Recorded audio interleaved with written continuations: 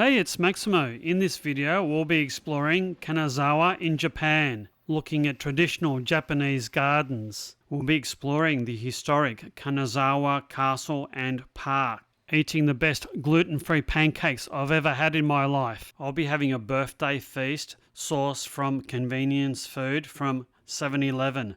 Sad but true. Join me.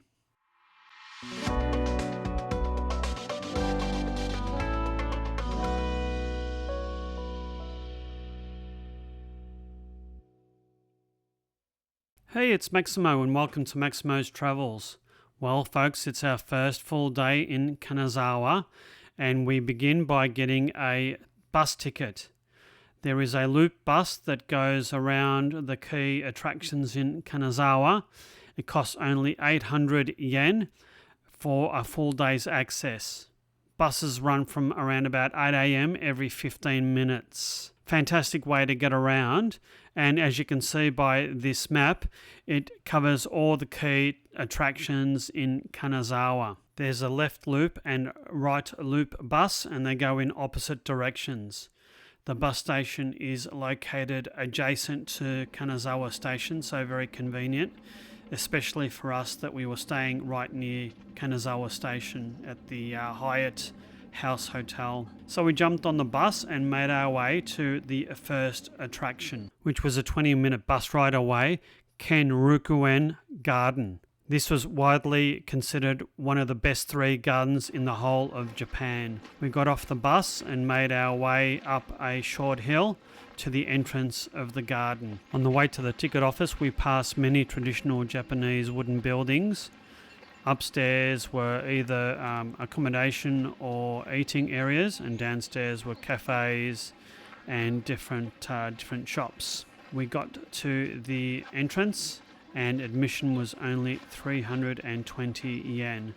That's an absolute bargain. A lot of these attractions in Japan are quite reasonably priced. The first thing we saw was Japan's oldest fountain right at the entrance. These gardens were built in the 1620s and substantially destroyed by fire in 1759. They were restored from 1774 to 1874, a process that took 100 years. And the reason it took so long is these gardens are quite extensive. They cover an area of about 25 acres. The gardens were quite a formal Japanese style. They were immaculately kept and featured quite a lot of water and water features, as well as some famous statues. Thank you. Where are you from? Australia. Oh. Where did you go? Where have I been? I've been to Tokyo, and then we went to Kurobe Gorge in, what's the name of the town? Unozaki Onsen. Unozaki Onsen. And now here. So, Let's take a picture together. yes, okay. We spent a couple of hours walking through these delightful gardens, interspersed with some school kids asking us more questions as we went along. Here's a view of some of the gardens.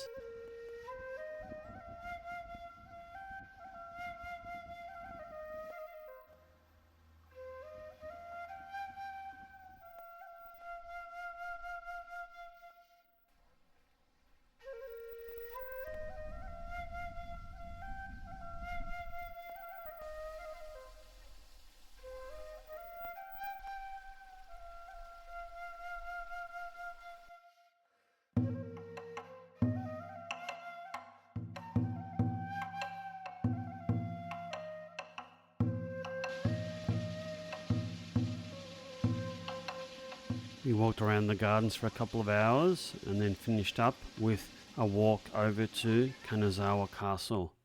This is around about 500 metres away and a 7-minute walk. The cost to enter the Kanazawa Castle grounds is only 320 yen, or it's 500 yen when bought in a combo ticket with the Kenroku-en Gardens that are just nearby. And just a heads up, as the time of editing, which is early January 2024, the castle and its grounds are actually closed while there's earthquake damage is being inspected.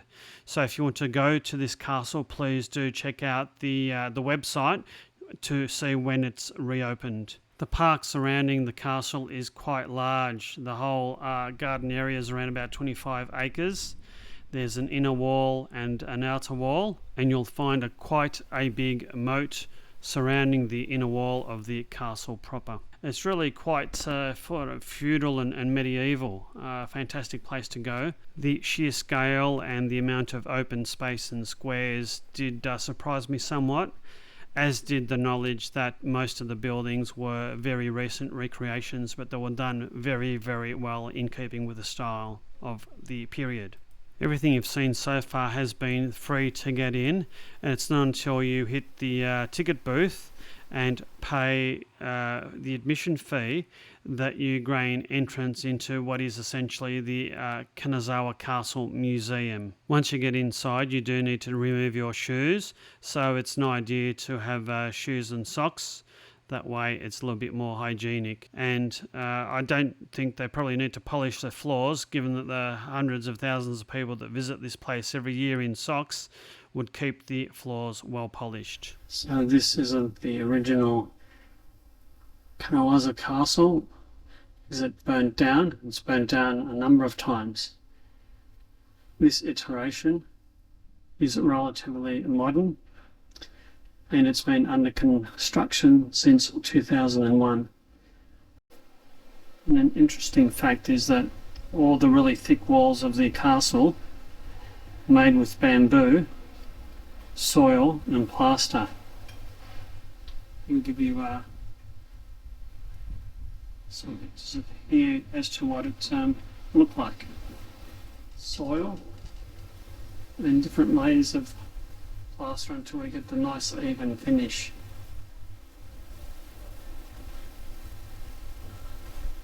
And then more layers with looks like slate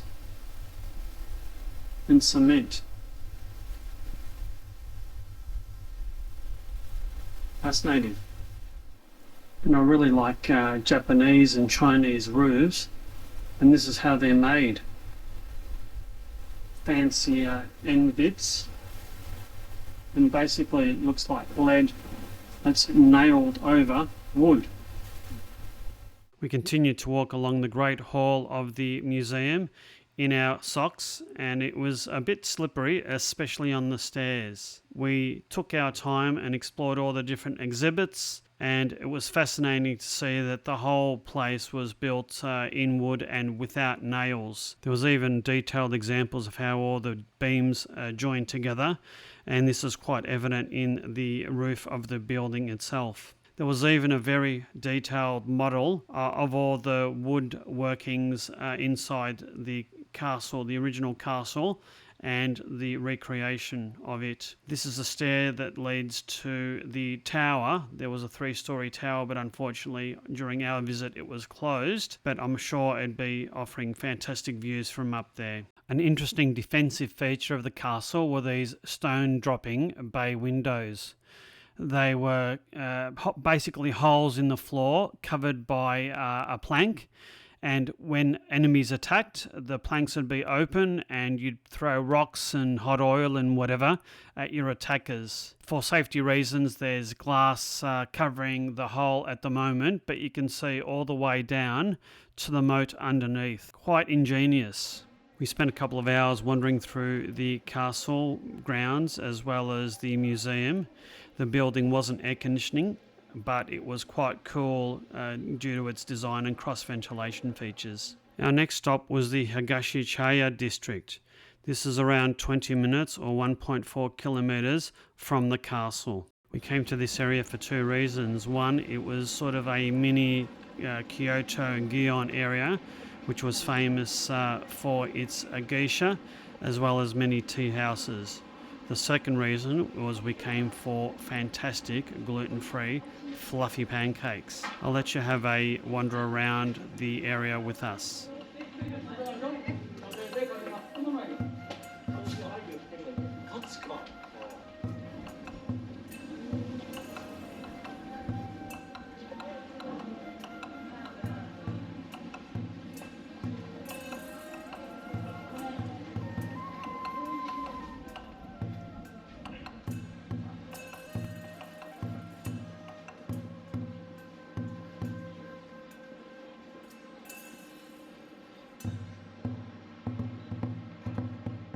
With the help of Google Maps, Joe expertly navigated us to the outskirts of the Higashi Chaya District to Cafe Tamon.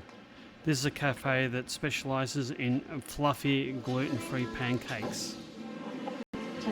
Well, Joe, seeing as it's my birthday, I'm going to have the Noto Diagon Azuki rice flour pancakes. Pancakes just for you, Hopefully they're gluten-free. especially for you. Especially for me on my birthday. That's right. Thank you, Joe. We've got some nice cold water that's come, and they've given us a prime position overlooking a nice little Zen garden. Quite delightful. It was only mid-afternoon, but I was surprised at how few people were in this cafe.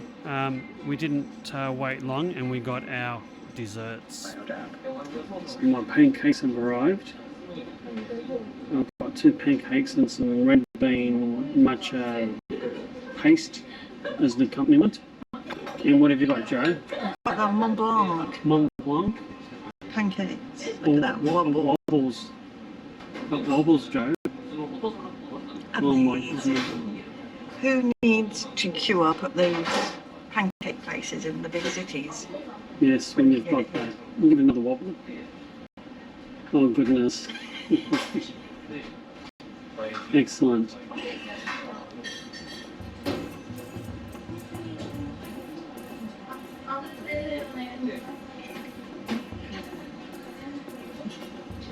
I think it's going to fall over.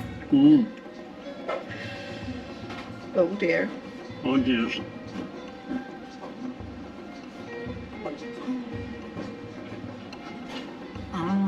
Nice. What flavour is it? Chocolatey?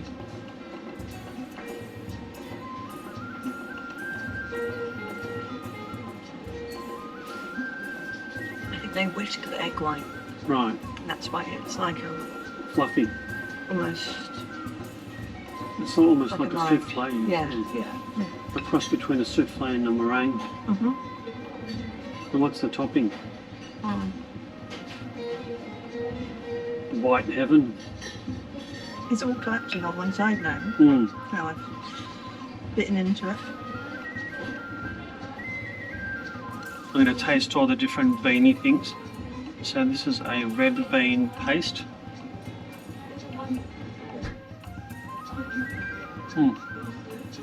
Taste beany. I think this is matcha ice cream.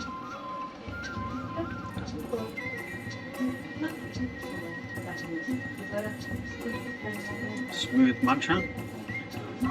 And some cream with gold. Freckles on top. Sweet and fluffy and delicate, just like the pancakes. Well, thanks for a birthday dessert. Locating this for you, especially. Yes, it is sort of out of the way, isn't it? It's on the edge of this area. Yeah. Superb. Thanks, Joe. All gone. And it was Mecha Oshi. Psycho. We finished up at the cafe and they were spectacular pancakes. Really, really great. The best and fluffiest gluten-free ones I've had in my life. We headed outside and it started to rain. That sort of cleared some of the people out somewhat, and the skies were looking increasingly threatening, so we decided to curtail our activities for today and head back to the hotel. We got back to our hotel just in time to see a monumental summer storm hit. We had a bit of a rest and then decided to go out for a bite to eat. So it's my birthday night and we did go and look at a couple of restaurants, but there was just nothing suitable, and I think we were over having fish. I think we've had fish about 5 nights in a row, mainly sushi, so we wanted something different, but alas, we tried a couple of restaurants, but there was nothing that I could eat that was gluten-free. We even tried the Hyatt next door, and they had nothing that was suitable. And I think a lot was being missed in translation in terms of having to change ingredients. So it is my birthday night, and for my birthday feast, we have gone to 7-Eleven. So I'm starting my festivities with a acai super dry, and I'll just have a quick swill of the beer to loosen me up.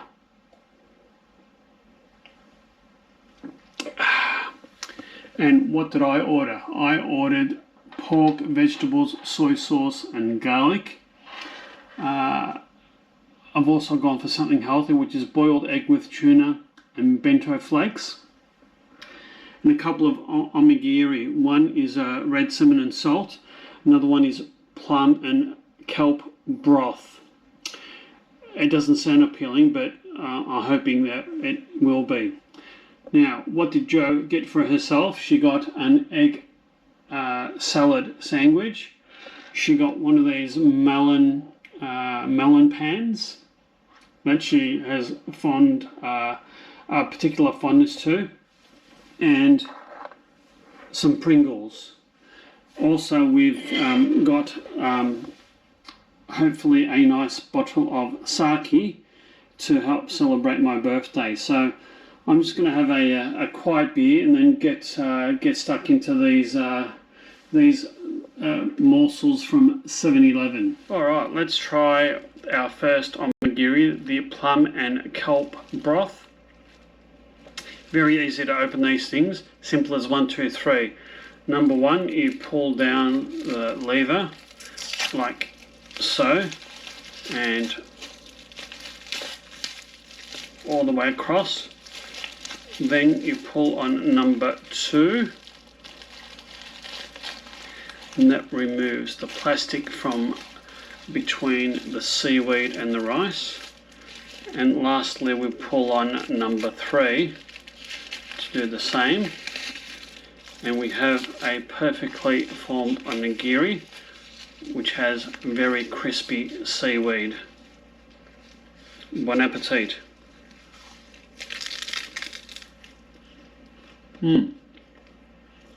Crunchy. I particularly like the pickled plum. I don't know why, it just tastes great.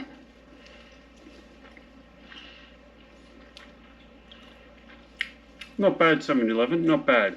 So the next one, which I've unwrapped expertly, is the red salmon and salt. So I'll give this a try. Certainly a delicate salmon flavour. Not particularly salty. I think the plum one is better. I prefer the sort of the tangy pickled plum. Particularly like those. Not too bad for the price though, which is only a couple of hundred yen.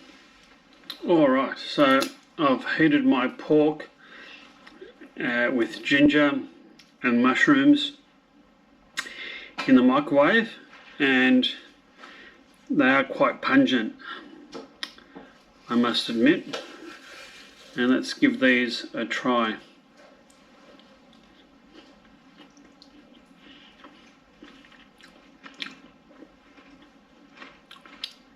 Tastes quite nice.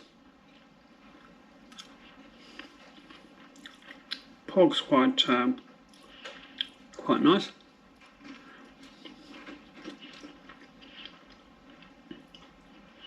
I'd have this again.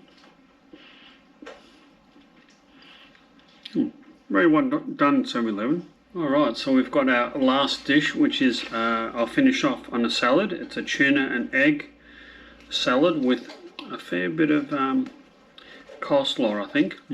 Tuna's just like any normal tin tuna. Let's give the cabbage a go. Finely chopped and not much flavour. I'm not sure whether I was supposed to get some sort of dressing with this, because I think dressing would certainly make it a bit more palatable. Otherwise it's quite dry. If you're into cabbage, this is great. If you're not, I'd give this one a miss. Interesting. Joe, so I've spared no expense. I'm getting some special Katatobi sake that's not in like a plastic jar. It's in a glass bottle with a lid for my birthday. Very fancy. Very well, indeed. So pre-chilled and everything. So I'll pour a bit and we'll do a special happy birthday kanpai.